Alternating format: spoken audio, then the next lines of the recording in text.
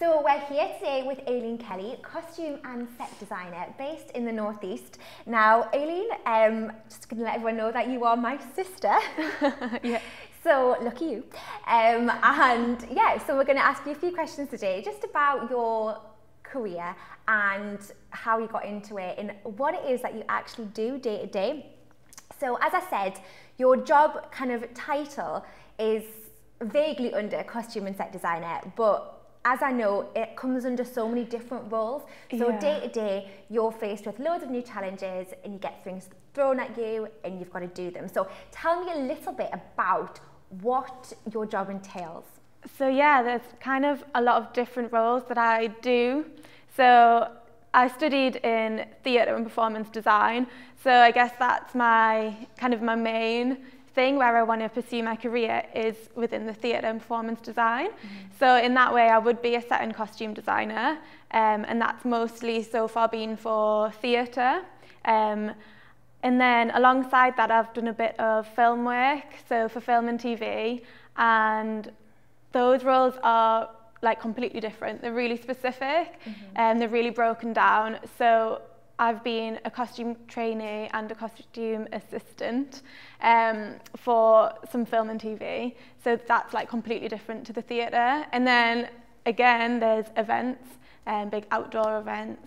So that's a different role. Again, that's maybe more towards the props and the costume and less of the set. Wow. So your skill set must be very broad, because I think to be able to do all those different jobs, you've got to be on the ball and you've got to know a lot about a lot of things. I think that's what I like about this job really, is that it's kind of a lot of different jobs, that you have to know how to do a lot of different things. You have to problem solve, you have to kind of adapt to everything, because no job's the same, like every job's new, which comes with its own like set of skills and challenges. So you've just got to kind of be willing to constantly learn and be open.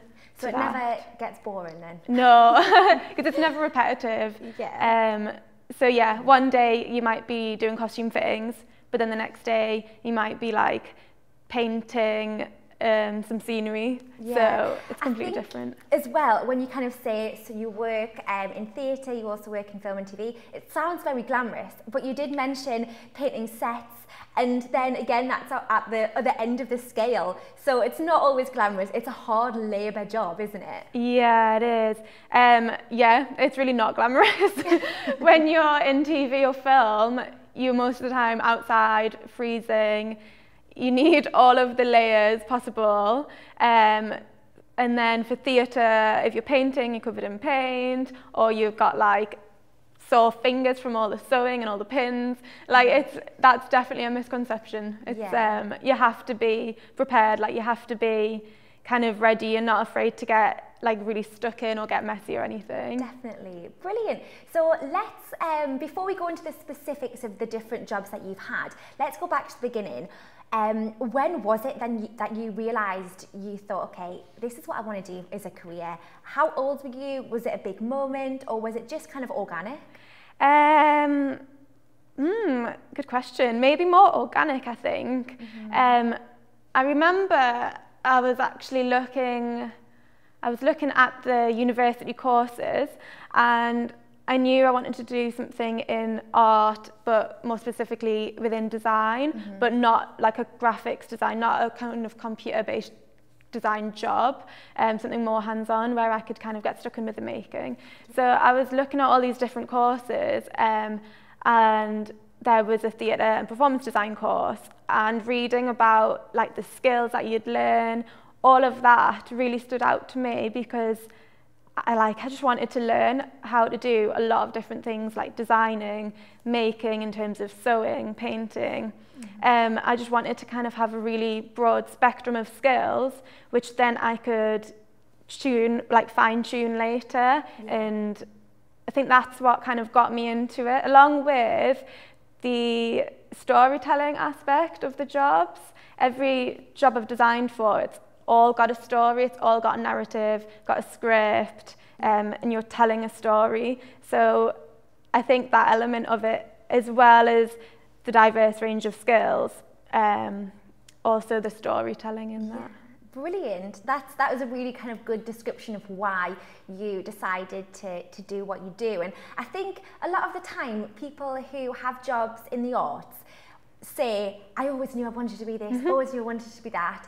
And it was kind of just like that big realization, that moment that defined what they wanted. But I think that's very realistic in what you said. You knew you liked this aspect, the design element of it, but you weren't really sure specifically what you wanted to do. So yeah, you kind of figured it out along the way, and that's amazing. That's brilliant, because I know there'll be a lot of young people in similar situations that, you know, don't even know that the job that you do is a job. Yeah, well, I mean, I didn't know. Yeah, exactly. I didn't know it was a thing. Exactly. I think you just got to kind of go for it. I guess the other thing I really liked as well, for me, I thought it was quite specific, but also not too pigeonholed, so that I could kind of go down this line of work, but at the end of a degree or at the end of your work experience, there is an actual role, there is a job there, kind of, you know what your job role would be, rather than something kind of less direct. I liked kind of having a path that I was following, but a big path where I could branch off to other things. Definitely, that's amazing. And then moving on to when you decided to apply to these universities, these places to study, am I right in saying that you went to Liverpool Institute of Performing Arts to study? LIPA. So LIPA is amazing. It's amazing for a lot of different reasons. It's kind of really, really well known for Sir Paul McCartney. Kind of started it, didn't he? And a lot of performers go there. And tell us a little bit about your experience and why you decided to study in Liverpool as opposed to London, Manchester, or even the North East. So I'd always kind of been set on going to LIPA for a few years before I even applied. I think maybe it's hard to remember why, but thinking back, it might have been because it's such the opportunity it gives you is to work in a really realistic way. So like you say, you have the performers, you have the actors, the dancers, and then you have technicians, designers, managers. So you all come together to put on your show. So there's three different theatre spaces at LIPA. And if you're on the design course, you work your way up. So third year, you are the designer of a performance. Second year, you're the assistant to a third year who's a designer. And in first year, you're like the crew. So you can help out in costume set, kind of find your way, or you can do a bit of everything. So I think that's what attracted me to LIPA, was that it was a very real life experience. So you could leave at the end after you graduated and be ready for working in a theatre, rather than learning lots of skills in a lecture or a workshop, but not actually having made those theatre contacts, or sometimes you might not have even worked in a theatre throughout your whole degree. So I liked that it was real, it was realistic. And very supportive, it sounds as well. Yeah, brilliant. How did you find Liverpool as a city for opportunities? Yeah, it's great. I mean, there's so much going on there. I find it very similar to Newcastle and the North East because it's so friendly. There's a good sense of community there, just like there is here, like wanting to support young people in the arts and to like build people up. Just encourage people to kind of go out there.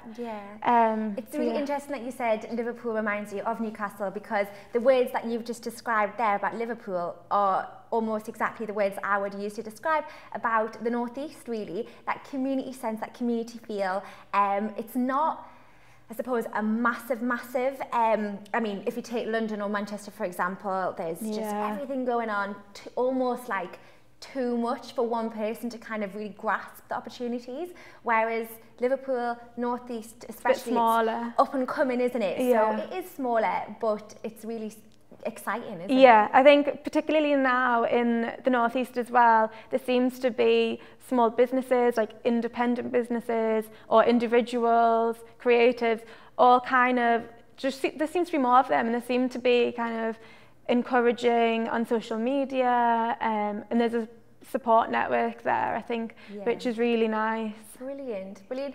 So again, just going back to when you studied, you obviously graduated from there, and I mean, since then you've done so many different jobs. You've lived in different places, so Manchester, London, Yorkshire, obviously Newcastle.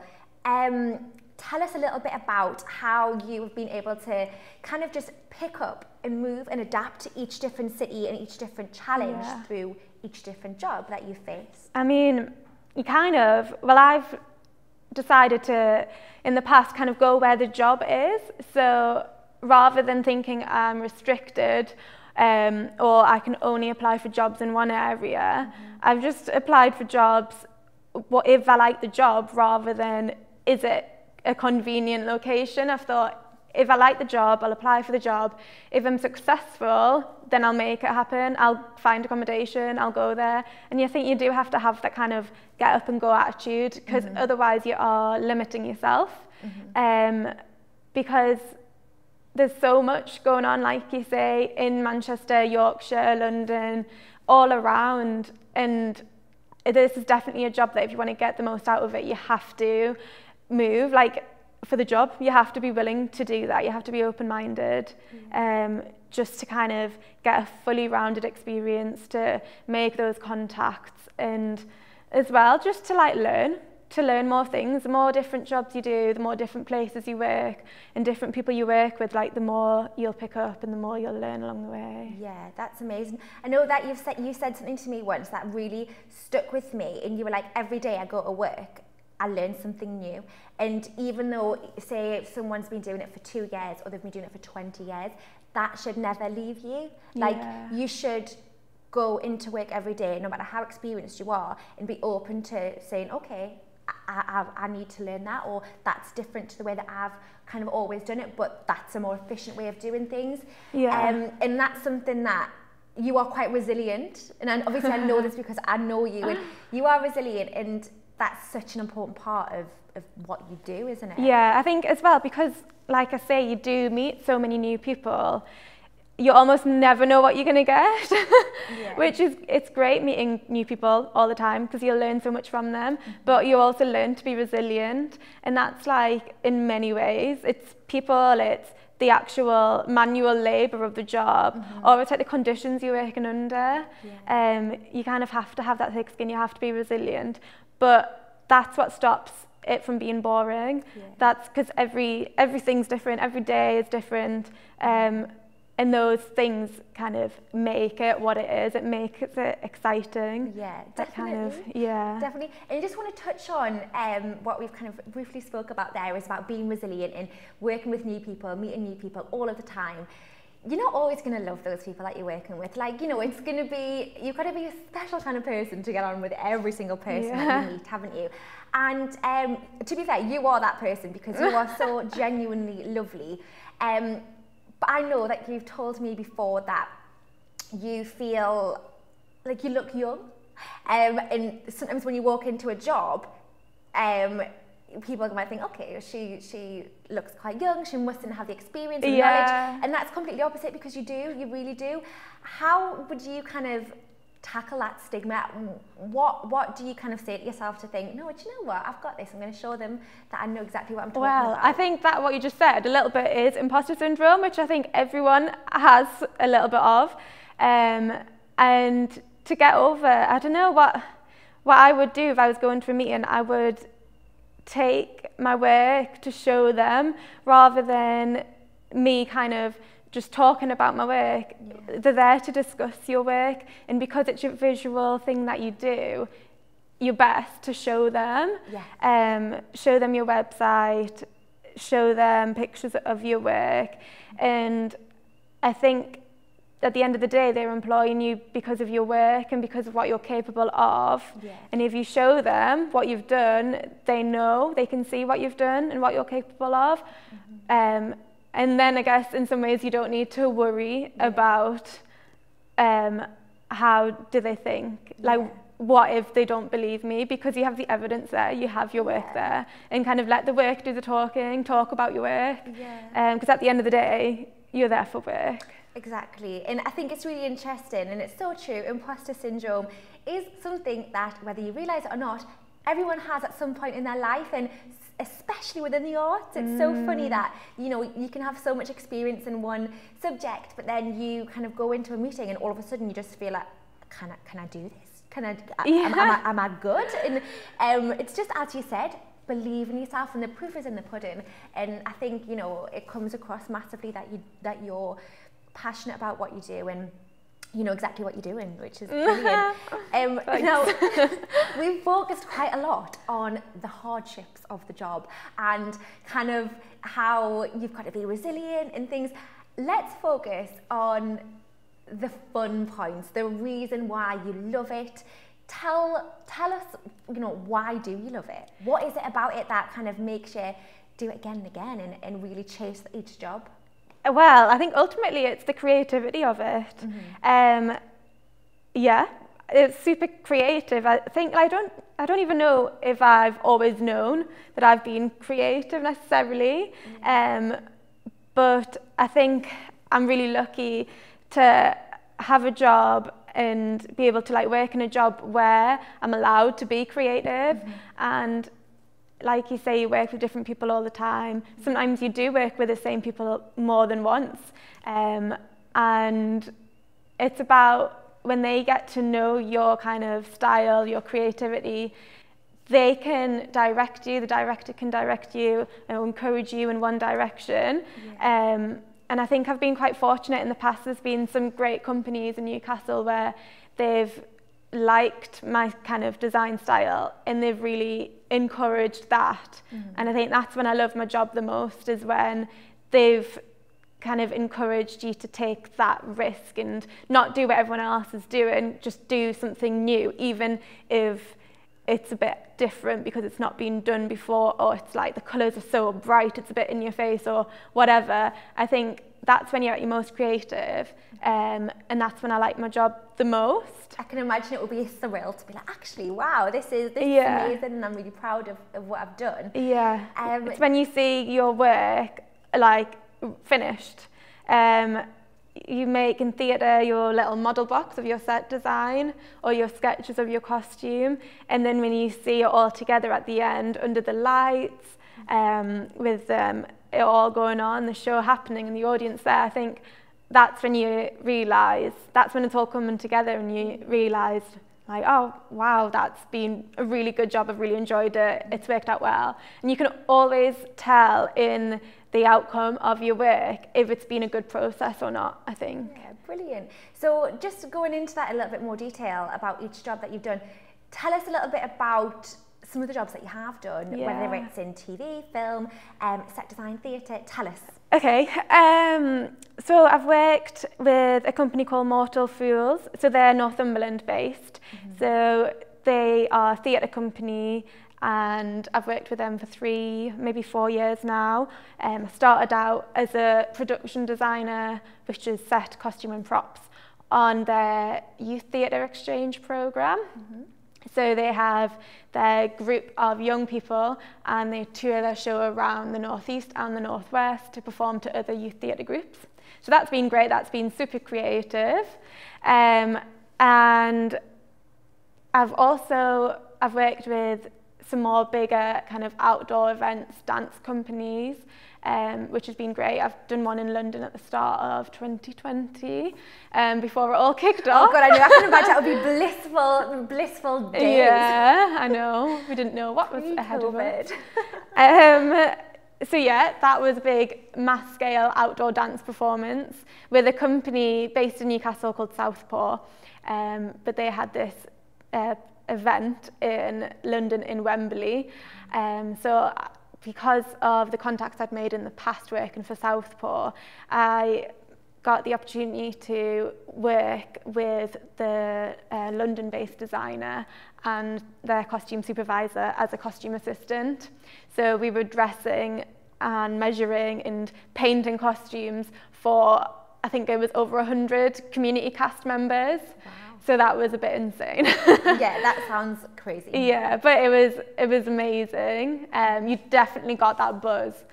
Was that the project where they all had to wear the boiler suits? Yeah. So tell everybody who's watching about how you had to dye like 100 boiler suits or something. Yeah. Because I remember that, and that was just, even looking at you was stressful. So tell us like the reality of that job. Yeah. Tell us what you had to do. So the boiler suits have been used in a number of Southpaw productions because it's such a strong aesthetic and it works for their movement.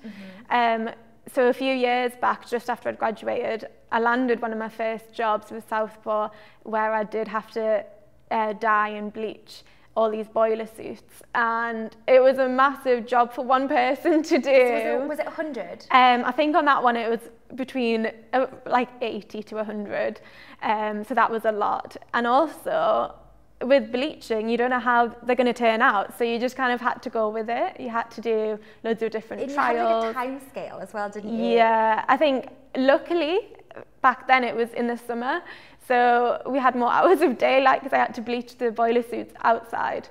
So it was a constant kind of, I had different timers on because you can't leave the bleaching too long. You don't want anything to disintegrate. So that was kind of a constant thing of taking a boiler suit out, putting the bleach in, washing it.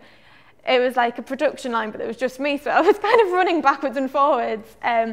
But then luckily, more recently in January 2020, for this bigger production, they got the boiler suits back out again, and we had a slightly different look for them, different design for them.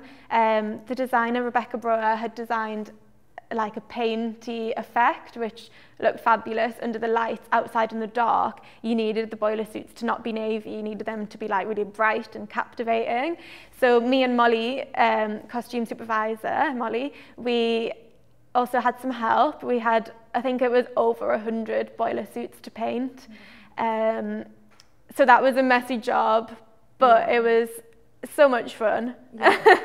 I mean, it sounds, well, to me it doesn't sound fun or whatsoever, but obviously that's why you do the job that you do and I do the job that I do. And actually it's really nice just watching you talk us through that process. You're like, your face lit up and you seemed really passionate about it, just remembering a job and the structure of what you had to do. It's obvious that even though it was hard, you did really enjoy it. I think a lot of it is your teamwork. As much as it's what you're doing, it's also how you work as a team and how your team's like managed and how you all get along. Do you know your roles? Definitely. And with that job, I felt like it was really well managed. We all had our different roles. Yeah, that's brilliant. So we've touched on kind of some of the outside projects that you've done, some bits of theatre that you've done.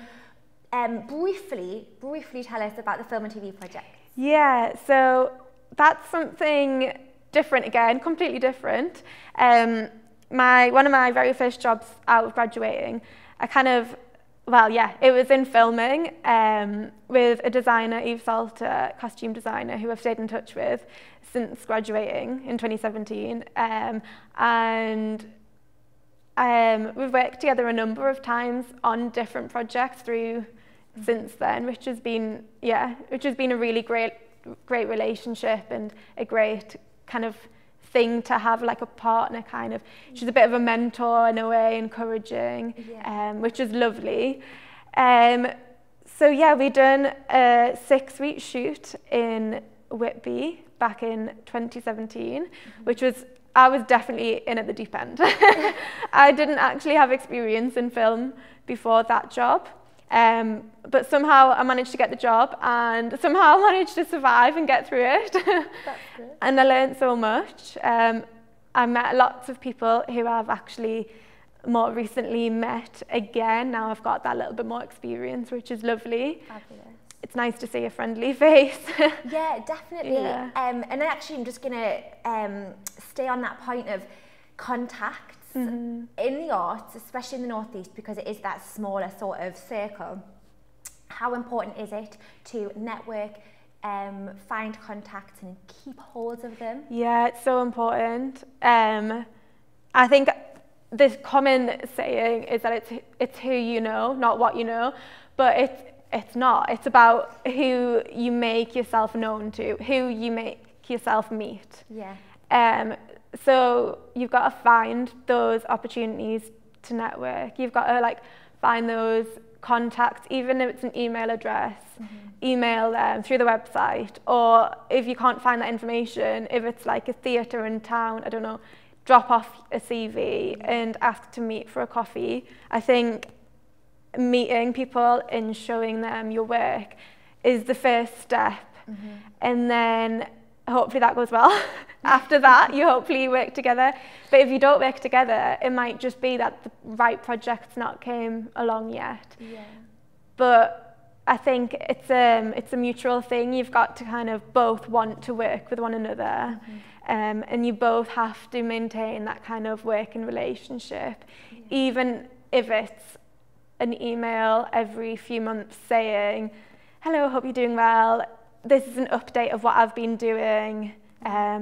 Even if it's like Merry Christmas, Happy New Year, just anything to maintain your contacts, because everyone's like working and everyone's career changes, and even if you don't think right now is the correct time to work with that person, in the future your paths might cross, or it might be the right time, your job role might change, theirs might change, and you might find yourself working together in the future. So maintaining that contact is really important. But I found the Northeast to be really supportive as well. I think a lot of companies are really good at that, at finding who they work well with and encouraging them. And I think, like you touched on earlier about kind of being at the start, towards the start of my career, a bit on the younger side than some other more experienced older people. There's some companies who I've worked with, like Mortal Fools, they're so good at working specifically with younger people and around my age, supporting them. And I think, yeah, you can't take for granted when you've got a good working relationship, or when you've got that good kind of that rapport. That rapport, you've got to really hold on to that. It's not always going to naturally come to you, like it's not always just going to be like, oh yeah, we get on, let's work together forever. Like, it's not. So I think when you do find that, you really do have to look after it. That's really, really good actually. It's really important advice. And talking about advice, I've got one more question to ask you. So we're doing all these interviews here at Creative Seed because we're hoping to inspire and to show everybody what the Northeast can offer and provide in the sense of the arts coming together. So there will be people at home, young people who are thinking about having a career within the arts, whether that's an actor, performer, costume and set designer, or behind the camera, whatever. If someone's watching and like the sound of what you have said about your job role, and they're thinking, okay, maybe it's something that I could do, that sounds really, really interesting, what one piece of advice would you give to them? One piece? Yeah. Ooh, okay. Just go for it. Like, I mean, everyone can be shy. Like, everyone can hold back or think they're not going to be right for the job, but just go for it. Even if you think you've failed, or even if you think you're not going to get the job or whatever, because just go for it, because at the end of the day, if it didn't go very well, you're learning something from it, so you can improve as you go forward. Definitely. So I don't know if that's helpful, but just go for it. Like perseverance and kind of like be willing to learn. Yeah, have an open mind, be willing to learn, and yeah, even if it feels really uncomfortable, just try it, see if it's good, and if it's not good, you don't have to actually do it again. But I think you have to go for it, and that's also, you have to look for work. Work doesn't come for you, come to you. You have to go to look for the work. So go for it in many different ways. Brilliant. Oh, well, Aileen, thank you so much for taking the time. I know you're a busy, busy woman. Thank you so much for taking the time to come in and speak to us today. Honestly, you're my sister. I've known you my whole life, and you've inspired me to go out there and make some more contacts. So thanks so much. And yeah, really good to see you. Thank you.